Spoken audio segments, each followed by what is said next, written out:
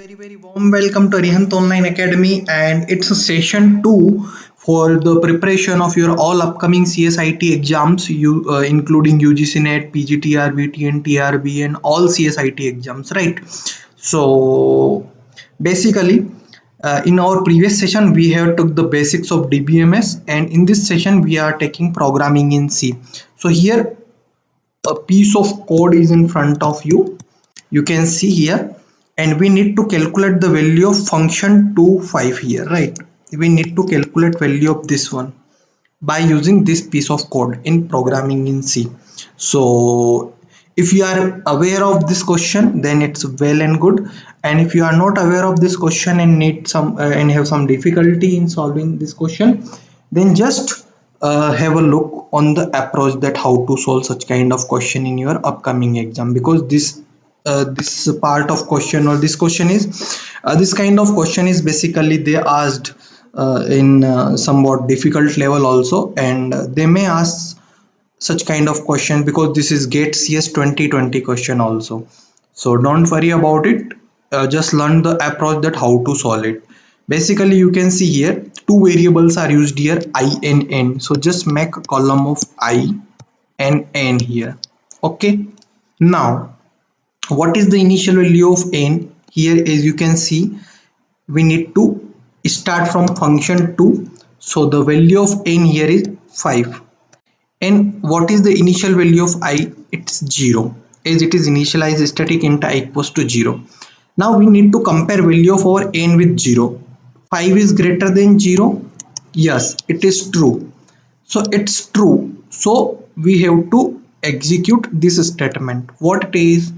So we have started our function from function to 5, isn't it? Now what it is saying, we need to do I equals to I. What is the value of I? 0 plus function 1 and n. What is value of n? 5. Now I need to calculate value of function 1. 5 means I need to traverse in this code, and in function 1 static int I equals to 0. If n is greater than 0, 5 is greater than 0, so pre-increment value of I by 1 plus I.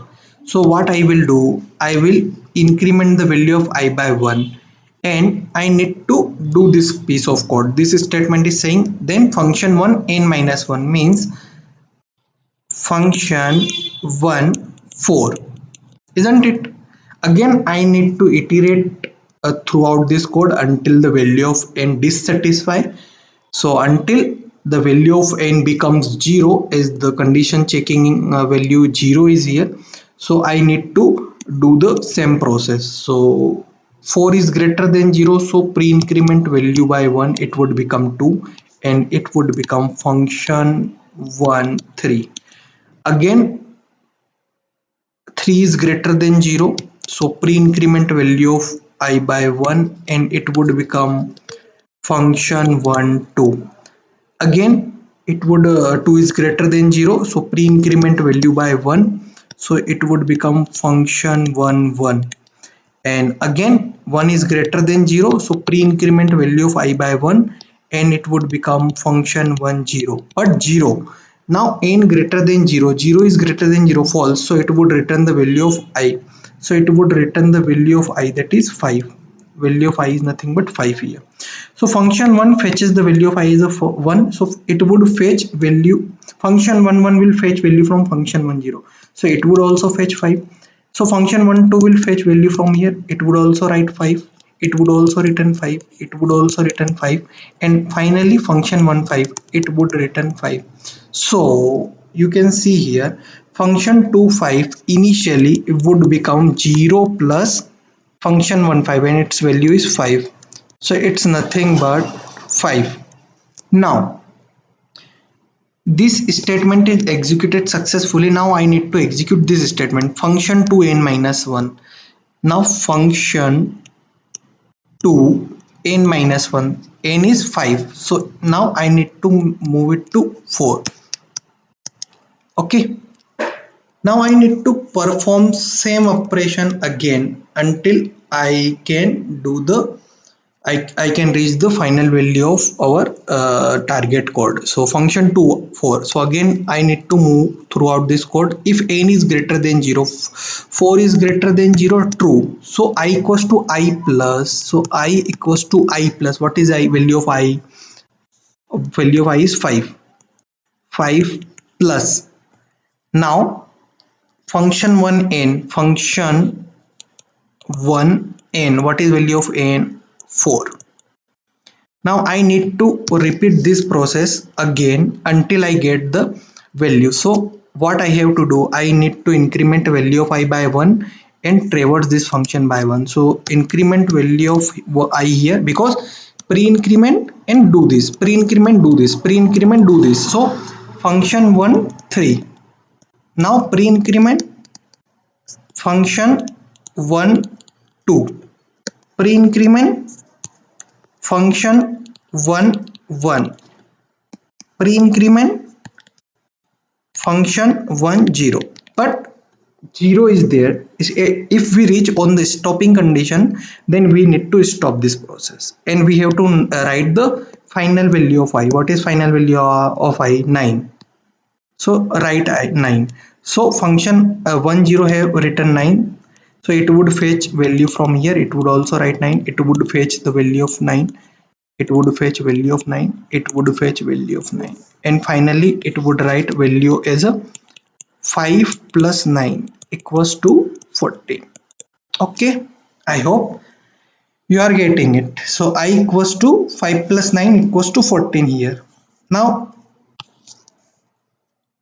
I need to move to this code, function 2n minus 1. So now function 2n minus 1, that is 3. So here it would be 3. Now 3 is greater than 0, 3 is greater than 0, true. So I need to repeat the process again. I equals to I plus. What is value of I? 14 plus function 1 3. Okay, function 1 3. Now again I have to increment value of I by 1 and do the function as function 1 n minus 1, that is function just 2 second, just 2 second. Okay, yeah, function 1 2. Increment the value of I by 1. Function 1 1. Increment the value of I by 1. Function 1 0, but it is stopping condition, so it would write final value of I from here. So 12 is here, so it would write 12. It would fetch 12. It would fetch 12, and it would again fetch 12. Okay, so finally function 2 would write 14 plus 12, that is 26, and it would now do function 2n minus 1. Means now I need to move to function 2 2. Again what it will do, I equals to I plus, that is 26 plus function 1 2, and again I need to increment the value of I. Let's write value of I here. What is the value of I in here? 12, because static I is used there. So in pre-increment value of I by 1, and it would become function 1 1. Pre-increment value of I by 1, and it would become function 1 0, but it is stopping condition here, so it would write 14 final result here, and it's become 14. It's also fetch value from here 14. It will fetch value from here 14, and function 2 2, it will write 26 plus 14. So it's nothing but 36 plus 4 40, and again a function 2 2. So you can see the series: function 2 5, function 2 4, function 2 3, function 2 2, isn't it? So I need to move to function 2 1. So it would write value of I equals to I plus. What is value of I? 40 plus function 1 1, and initial value of I is 14 here na. Pre-increment value by 1 and do this function 1 0. It's a stopping condition, so it would write 15 here. It would fetch value from here, that is 15, and function 21, it would write 40 plus 15, that is 55. Now I need to move function 21 to function 20. Function 20, it would write value of I equals to I, that is 55, plus function 10. So function 10 is nothing but it's stopping condition. So it's a stopping condition, so it would not move to this code because it's a stopping condition itself. So it would write the final value of I, that is 55. So 55 would be the output for the following piece of code, right? So the output, that is we were very eagerly waiting, that is function 25, it would write 55 as the output, and this question was basically asked in GATE CS 2020 for 2 marks, and 55 was the correct answer. So further, in any step, if you have any kind of doubt or query, then please comment us and I will try to solve your doubts and queries as early as possible. Thank you so much guys. Have a very nice day. Jai Hind, Jai Bharat.